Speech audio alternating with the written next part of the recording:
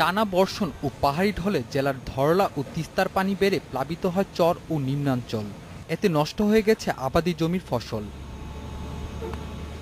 বন্যার পর ক্ষতি পোষাতে বিভিন্ন সংস্থা থেকে ঋণ নেওয়া কৃষকেরা রয়েছেন বিপাকে।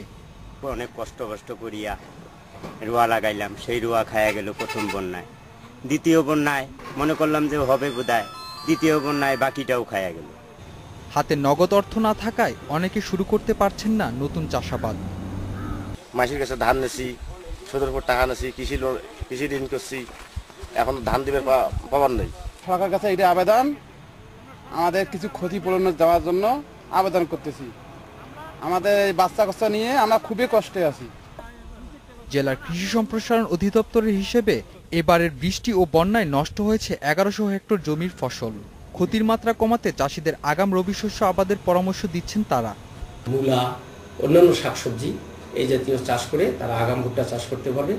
এরপরেও তারা এই ফসলগুলো তুলে তারা ধান অথবা গম, আলু, ভুট্টা এগুলোতে চলে যেতে পারে। এভাবে তারা তাদের ক্ষতি অনেকটা পুষে নিতে পারে। আমরা কৃষি বিভাগের পক্ষ থেকে সবসময় তাদেরকে এই ধরনের পরামর্শ আমরা দিয়ে যাচ্ছি। দেশের বন্যা দুর্গত এলাকার জন্য সরকার যে কৃষি প্রণোদনার ঘোষণা করেছে, সেখানে লালমনিরহাট জেলার নাম অন্তর্ভুক্ত করার দাবি জানিয়েছেন ক্ষতিগ্রস্ত কৃষকেরা। সারোয়ার প্রতীক,